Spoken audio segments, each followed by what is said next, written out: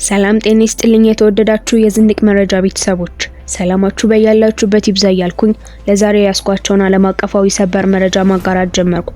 በርከት ያሉ ዓለም አቀፋዊ መረጃ እንዲደርሳችሁ የዩቲዩብ ቻናሉን ሰብስክራይብ፣ ላይክ፣ ሼር እና የደውል ምልክቷን በመጫን አጋርነታችሁን አሳዩኝ እያልኩ አበይት መረጃውን በቅድሚያ እስራኤል በጋዛ የምግብ እርዳታ የሚፈልጉ ሲቪሎችን ጨምሮ 72 ሰዎችን ገላለች።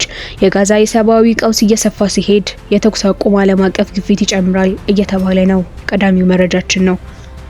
የዓለም አቀፍ አቶሚክ ኢነርጂ ዋና ኃላፊ ኢራን ጥቃቶች ቢደርሱባትም በወራት ውስጥ የዩራኒየም ማበልጸግ እንደገና ልትጀምር እንደምትችል አስጠንቅቀዋል።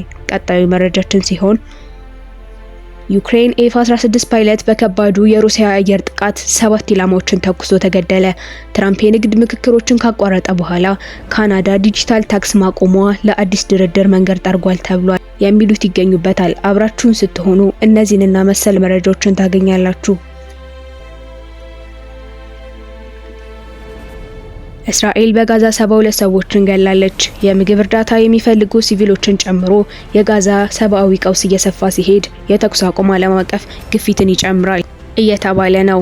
በተከበበው ግዛት ውስጥ ዓለም አቀፍ የተኩስ አቁም ጥሪ እየተደረገ ባለበት ሁኔታ በእስራኤል የአየር ጥቃት በጋዛ ሰርጥ ቢያንስ 72 ፍልስጤማውያን ተገሏል።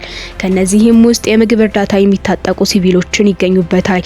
እሁድ ዕለት አልጀዚራ ያነጋገራቸው የሕክምና ምንጮች እንዳሉት ጥቃቱ በተለያዩ የጋዛ አካባቢዎች ላይ ያነጣጠረ ሲሆን በጋዛ ከተማና ኒናዊያ አካባቢዎች በትንሹ 47 ሰዎች መሞታቸው ታውቋል። ጎህ ሲቀድ የጀመረው ጥቃቱ የመኖሪያ ሰፈሮችንና ምግብ ማከፋፈያ ዞኖችን ያነጣጠረ ነው ተብሏል።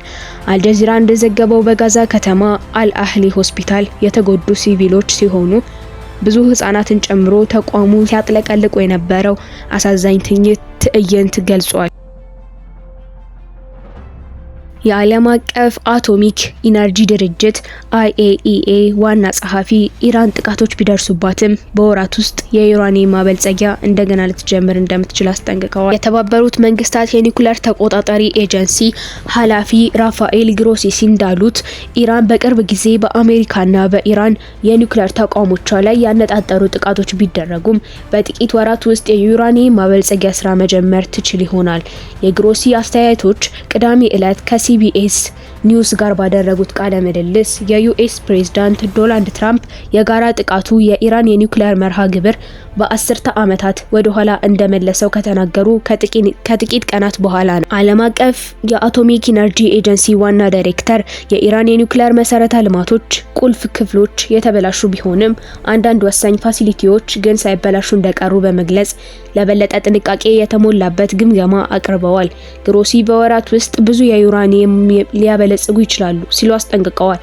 በተለይም የኢራን የተጣራ የዩራኒየም ክምችት እስከ 60 በመቶ መሆኑ ያሳስበናል። በንድፈ ሐሳብ መረጃ ከ9 በላይ የኒውክሌር ጦር መሳሪያዎች ማምረት የሚችል መሆኑ ጠቅሷል። አያይዘውም በኢራን የኒውክሌር ኢላማዎች ላይ እርግጠኛ አለመሆንና ግስጋሴዋን ለመግታት የታለመው የቅርብ ጊዜ ወታደራዊ እርምጃዎች እውነተኛ ተጽዕኖን አላሳዩም ብለዋል። ትራምፕ የንግድ ምክክሮችን ካቋረጠ በኋላ ካናዳ ዲጂታል ታክስ ማቆሟ ለአዲስ ድርድር መንገድ ጠርጓል ተብሏል። የዩኤስ ፕሬዝዳንት ዶናልድ ትራምፕ ተቃውሞውን ካቋረጡ ከቀናት በኋላ ካናዳ ከዩናይትድ ስቴትስ ጋር ያላት የንግድ ማነቃቃት ያቀደችውን የዲጂታል አገልግሎቶች ቀረጥ አንስታለች።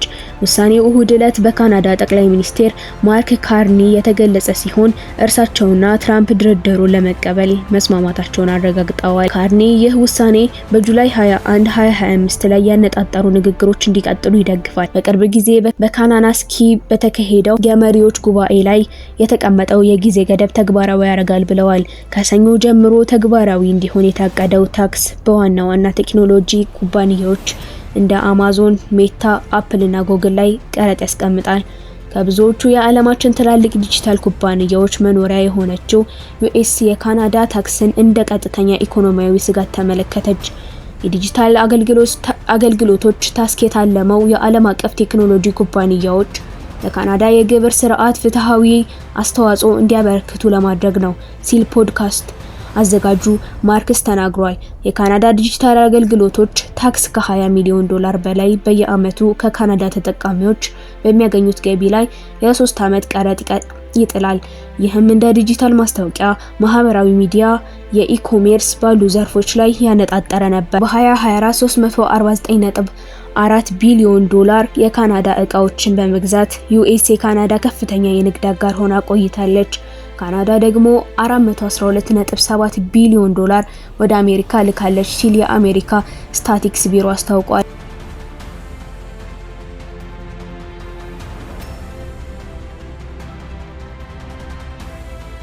የዩክሬን ኤፍ-16 ፓይለት በከባዱ የሩሲያ የአየር ጥቃት 7 ኢላማዎችን ካሳካ በኋላ ተገደለ።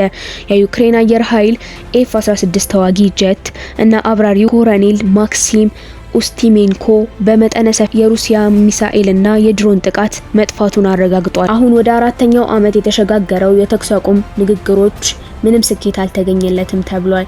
በእሁድ በቴሌግራም ላይ በተለጠፈው ወታደራዊ መግለጫ መሰረት የኡስቲሜንኮ አውሮፕላን ላይ ከፍተኛ ጉዳት በመድረሱና በመከስከሱ 7 የአየር ወለድ ኢላማዎች መደረጉ ተነግሯል። እንደ አውሮፓውያን አቆጣጠር በ1993 የተወለደውና አንደኛ ደረጃ አየር ኃይል መሆኑ የሚነገርለት አብራሪው የተገደለው የዩክሬን ሰማይ ሲከላከል ነው። ሞስኮ በተጨማሪም የዩክሬንን ሰው አልባ አውሮፕላኖች በራሺያ ቁጥጥር ስር በሚገኘው ሉሃንስክ ክፍል አንድ ሰው መግደሉን ገልጾ በዶኔትስክ የሚገኘው መንደር መያዙ ተዘግቧል።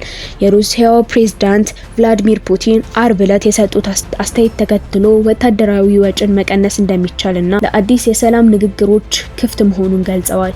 ምንም እንኳን ሁለቱም ሩሲያና ዩክሬን በቅርብ ወራት ውስጥ 2 ጊዜ ወደ ኢስታንቡል የልኡካን ቡድን ቢላኩም ከ3 ዓመታት በፊት ፍጥጫው በሩሲያ ሙሉ ወረራ ከጀመረ ወዲህ መፍትሄ ለማግኘት ምንም መሻሻል አልተገኘበትም። ለዛሬ ያስኳቸው መረጃዎች እነዚህ ነበሩ። ቀጣይ ሌላ መረጃዎች እስክንገናኝ ቸር ሰንብቱ።